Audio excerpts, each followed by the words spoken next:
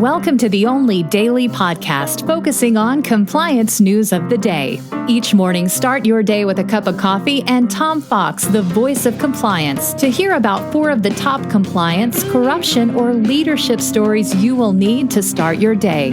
The Daily Compliance News is a production of the Compliance Podcast Network. May 11, 2020, the Temper Tantrum edition. First up, should you be required to put your life on the line to make pork chops? Well, that's the question that many workers are now going to face with the Trump order that meat packing plants be reopened. Are pork chops worth killing people? It's going to be a really difficult decision for many workers because as these meatpacking plants are not designed to either practice social distance or any other type of non-communicable disease, health and safety. So the meatpacking plants literally across the Midwest and even in Texas are going to ask, what's more important, your pork chops or the people that are contracting COVID and the people who are dying from it? Enjoy your pork chop is all I can say. Next up, from all the articles today, are from the New York Times. The airline industry. Airlines have about 4% passengers that they had in February. So the amount of money airlines are bleeding is between $350 and $400 million a day to pay payroll, rent, aircraft maintenance, etc. Although they were the recipients of huge amounts of federal bailout monies, that monies is only going to be good enough to pay salaries through September or into early October. And at that point, the airlines expect significant layoffs because they don't expect the government to give them any more bailout money.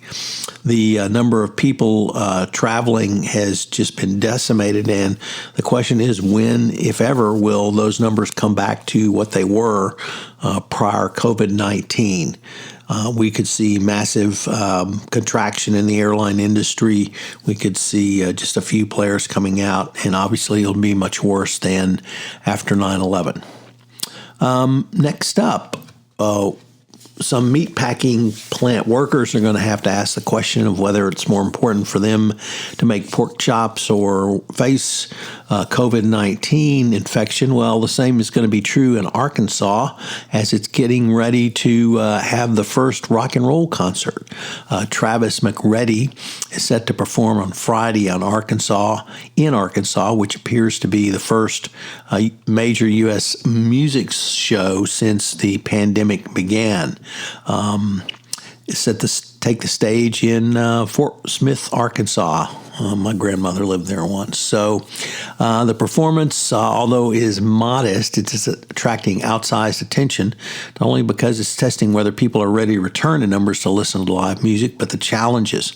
The governor of Arkansas, Asa Hutchinson, has said indoor venues such as theaters can reopen on May 18 as long as they limit their audiences to fewer than 50 people. The venue, Masonic Temple, where he is scheduled to play, is a 110-seat theater, which means they're going to have to block off significant numbers of seats.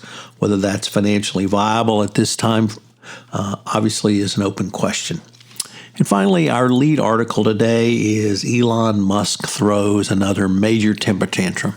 He is mad because Alameda County will not allow him to reopen early per the governor of California's order. He wanted to reopen on May 8th, and the governor says you can reopen similar businesses on May 18th.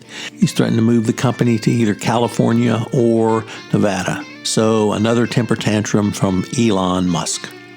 Coming up on this month's edition of The Compliance Life, I visit with Ellen Hunt. She's the CCO at AARP. We're going to have 4 episodes on Ellen's journey up to the CCO chair and beyond. The Daily Compliance News is a production of the Compliance Podcast Network and a proud member of C-Suite Radio. I hope you'll join me again tomorrow.